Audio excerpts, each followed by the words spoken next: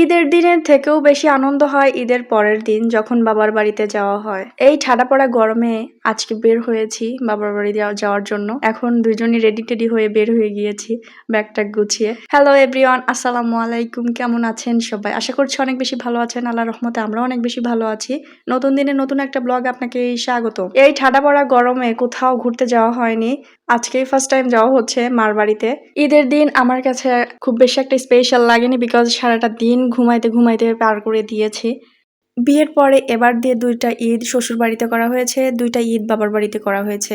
গত বছর কুরবানি ঈদেও এখানে ছিলাম, আবার এবছরও এখানেই ছিলাম। এটা ছিল আমাদের ঈদগাহ মাঠ। এখানে যে কত স্মৃতি আছে আমাদের। তো যাই হোক, বাসায় চলে আসছি। ঈদ আসার বেশ কয়েকদিন আগে থেকেই মনে হয় কখন যাব বাবার বাড়িতে, কখন যাব বাবার বাড়িতে, কবে ঈদ আসবে, ঈদটা আসলেও হয়, এই টাইপের চিন্তা ভাবনা মাথার মধ্যে ঘুরপাক খায়। আর ঈদটা আসলে তো একদম আমি সোনায় সোহাগা হয়ে যাই। কাঙ্ক্ষিত সময় পেয়ে গিয়েছি, কারণ ঈদ আসলে ঈদের পরের দিন বাবার বাড়িতে যাব। মায়ের সাথে দেখা হবে, বোনদের সাথে দেখা হবে, সুন্দর একটা টাইম কাটাবো। বাসায় প্রচুর গরম, যে কারণে বাসার বাহিরে একটু বসেছিলাম। আমার বর মহাশয় বলেছিলেন সে ভুড়ি খাবেন, তার নাকি ভুড়ি খেতে খুব মন চাইছে। তার জন্য আম্মা রান্না করেছিলেন আগেই ভুড়ি। ও মোটা ভুড়ি পছন্দ করে না, চিকনটা খুব বেশি পছন্দ করে। এটা আমি নিজেও জানতাম না, কিন্তু আমার পার্সোনালি মোটাটা অনেক বেশি ভালো লাগে। আমার ছাগলের ভুড়ি থেকে গরুর ভুড়িটা বেশি ভালো লাগে। আর আপনার কোনটা পছন্দ কমেন্টে জানিয়েন প্লিজ। আমার মা আর আমার শাশুড়ি মা, দুই মায়ের রান্নাটা অনেক পার্থক্য।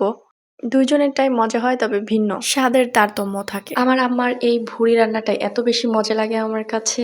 দেন আমরা একটু সন্ধ্যার সময় বের হয়েছি বাইকে করে ঘোরার জন্য। এদিক সেদিক ঘুরে ১২ কিলোমিটার পার দিয়ে শুধুমাত্র ২০ টাকার ঝালমুড়ি খেতে গিয়েছিলাম। আমাদের ঝালমুড়িটা খুবই পছন্দের, রাতের বেলা সাথে হাতে পাওয়া যায় না, যে কারণে একটু দূরে আসা হয়। তারপরেও এটা খারাপ লাগার বিষয় না, বিকজ ঘোরাও হয় সাথে খাওয়াও হয় পছন্দের খাবার। এখানে শুধু আগে একটা দোকান ছিল, এখন অনেকগুলা দোকান বসেছে। আমরা শুধু ঝালমুড়িটাই খেয়েছি, খেয়ে আমরা রওনা দিয়েছি।